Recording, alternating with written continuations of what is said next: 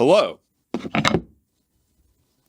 Stuff has happened. So what's up? A quite stoppable force has met a quite immovable object at the White House. I'm not talking about the debt negotiations, I'm talking about a U-Haul that was crashed into the barriers of the White House. Some 19-year-old dude rammed this U-Haul into these barriers, backed up, and rammed them again, seemingly in an attempt to get to the White House to hurt the president. A literal Nazi flag was recovered at the scene. This is the sign of a healthy country. Full motives are still being investigated, but he reportedly said some very concerning things about harming the president and his family. Things that the Secret Service is not approving of. If you're not familiar, there is a dotted perimeter of barriers around the entirety of the grounds, like several hundred yards from even the fence of the White House. It's a bunch of poles sticking up out of the ground to prevent, you guessed it, 19-year-olds ramming a U-Haul into them. The poles are pretty unassuming. They come out about yay high, made out of concrete, but it turns out that they've got steel reinforced rods going like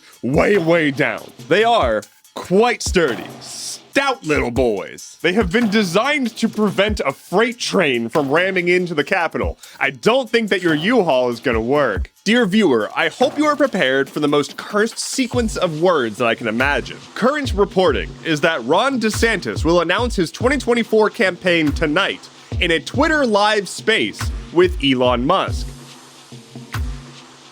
A Twitter space is just like a voice-only chat room thing in which there are some people who can talk and others can request access to like ask questions and whatnot. It's not a bad format for like live panel discussions on the internet. There are many places to do it that are much less cursed than Twitter, but the format exists. Anyway, Elon Musk has already pledged his support to Ron DeSantis, and this is taking it quite a step further. You know, Elon Musk, the guy who keeps talking about how both sides are bad and he's a centrist, supporting Ron DeSantis. Ron DeSantis, with such centrist policies as banning speech and trans people. This is a good time to remind you that Elon Musk's ex left him for a trans woman, which is probably why he's so fucking bitter. Oopsie doopsie, my giant stack of money is not enough to cover up the fact that I'm a giant wad. A Mexican volcano is getting fairly spicy. There is a volcano in central Mexico called Popocatépetl. It's erupting. It's been like smoking and smoldering. It hasn't like gone kablooey yet, but like it's getting a little spooky. And they've issued sort of like a level 3 warning.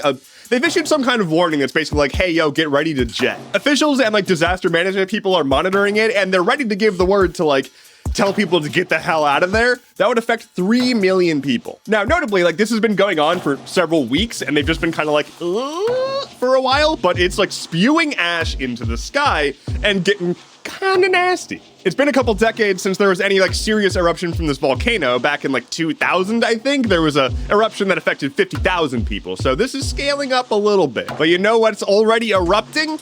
The effect of artificial intelligence on the economy.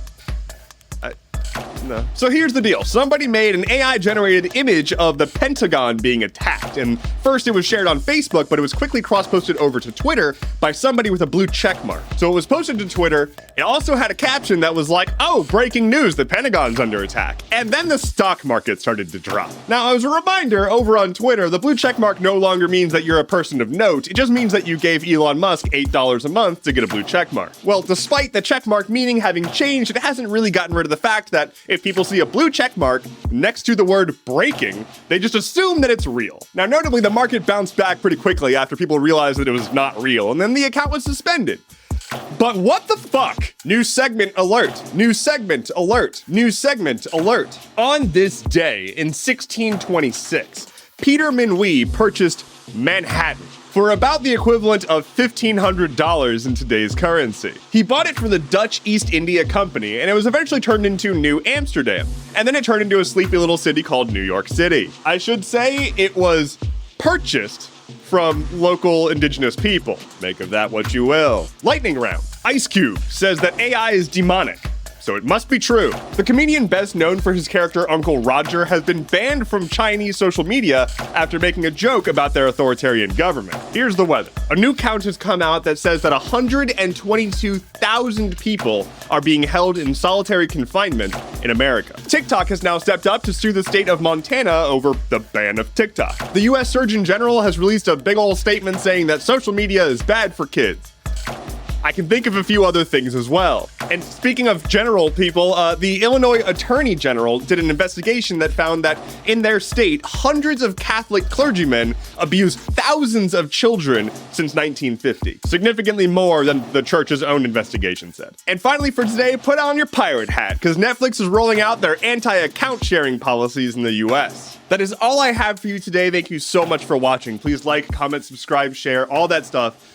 It helps a ton. My name is Deverance. I'll be back on Friday. Take care and be well.